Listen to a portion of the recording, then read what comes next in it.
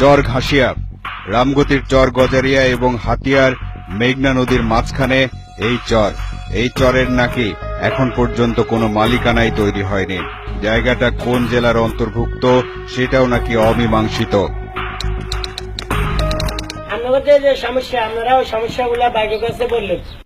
মানুষগুলো এই চরে বসবাস করে। যারা ঘন্টা খানিকের জন্য আসতেছে তারা আমাদের ক্ষতি করতেছে।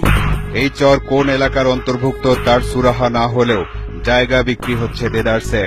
বয়ের চর থেকে 4 বছর আগে এখানে এসে জায়গা কিনেছেন ফরিদা। আমার বাবুরা বাবু না কেন আল্লাহ দিনের আমি এতিম চাই এখন থেকে তো কাটি আনছি গাদুয়া দিবে। বেলাল চেয়ারম্যান আর খোকনের দ্বন্দ্বের মাঝে পড়ে অবস্থা খারাপ হয় চরের সাধারণ মানুষের। তোমাদের ঘরে বাহিনী থাকে, আমরা বলছি না, তো আমাদেরকে পিড়ে তারপরে আতাসে বান্ধে আমার ওই বাগানের দিকে নিয়ে যাচ্ছে। একটা নথি এলো তালাশ টিমের কাছে, এই চরের জমি বেচা কেনার নথি। নথিতে দেখা যাচ্ছে চর ঘাসিয়ায় 1737 একর জমির মালিক 3 জন বড় নেতা। এই নেতাদের অধীনে ব্লক নেতা আছেন 6 জন। 5 নম্বর চর আব্দুল্লাহ ইউনিয়নের চেয়ারম্যান বেলালের আদেশে ব্লক নেতা মোহাম্মদ সিরাজউদ্দিন 171 দাগ বিক্রি করেছে 166 জনের কাছে।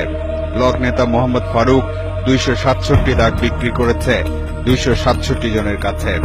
রামগতি পৌরসভার সাবেক চেয়ারম্যান মোহাম্মদ আজাদউদ্দিন চৌধুরীর আদেশে নেতা দুলাল সর্বমোট জমি বিক্রি করেছে 446 দাগ এবং ব্লক নেতা মান্নান 287 দাগ জমি বিক্রি করেছে 170 জনের কাছে।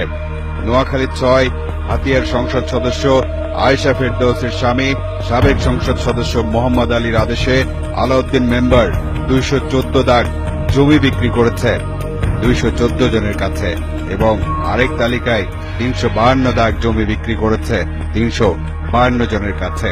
7 থেকে 10,000 টাকায় বিক্রি হয় 1 দাগ জমি। 1 দাগ মানে 160%। এই চরগুলো নিয়ন্ত্রণ করতে প্রথমত এর বাসিন্দাদের মনে ভয় তৈরি করতে হয়। ভয় তৈরি করতে হয় তাদের মাঝেও যাদের নজর আছে চরগুলোর ভূমির দিকে। কি দিয়ে তৈরি হয় সেই ভয়? অনুষ্ঠানের শুরুর দিকে আপনারা কিছু অস্ত্রের দৃশ্য দেখেছিলেন, নিশ্চয়ই মনে আছে। রাত 2টা, ঘোর অন্ধকার। লক্ষ্মীপুরেরই এক চরে বেশ কিছু অস্ত্র দেখাবেন এক নেতা। তার জন্য বেশ কিছু শর্তও মানতে হয়েছে। মুখে কাপড় বেঁধে কয়েকজন তাদের ব্যবহৃত অস্ত্র ভাণ্ডারের একাংশ দেখানো শুরু করলো। আমি একটু ছোট জিনিসটা একটু দেখতে চাচ্ছিলাম। কোন দেশের এটা? ওটা দেখেন, ইউএসএ। এখানে আমেরিকার জিনিস আপনারা পান কিভাবে? মুরব্বীরা আনে। দলের প্রধান একটার পর একটা অস্ত্র দেখাচ্ছেন।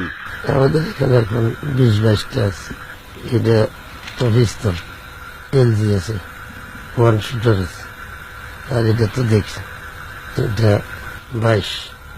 অর্থাৎ এই অস্ত্রের নাম হলো AK-22, AK-47 আর AK-56 সিরিজের অস্ত্র এগুলো।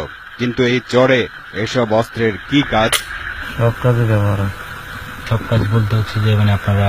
আমরা উপরে যাই না, আমরা চরে থাকি। কোস্টগার্ডের লগে, পুলিশের লগে গুলি করতে। এমন প্রত্যেকটি দলে কতজন করে কাজ করে? 200-250 আছে। কতগুলো আর্মস আছে? 70-80টা। বেশিরভাগ বন্দুক, 2-3টা, পিস্তল 8-9টা। কখনো কখনো আন্তজেলা অস্ত্রের লড়াই চলে। বাঁচার আর সুযোগ নেই। শুধু কি প্রশাসনের সাথে ফাইট করতে হয় নাকি আপনাদের এন্টি গ্রুপ আছে তাদের সাথে ফাইট করতে হয়? আছে অ্যান্টি গ্রুপের লড়াই করতে হয়। এন্টি গ্রুপ কারা আপনাদের? ওনার আছে,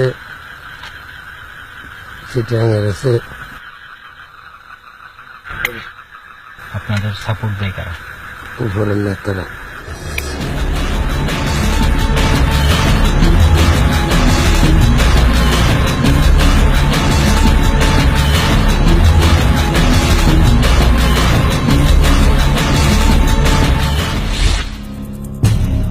শুরুতেই বলেছিলাম, নগর জীবনের আধুনিক সমস্যায় যাদের জীবন জর্জরিত তারা হয়তো ভাবতেই পারেন না যে দেশের একেবারে প্রত্যন্ত বা দুর্গম এলাকায় যেসব মানুষের বসবাস তাদের জীবন কিভাবে আবর্তিত হয়।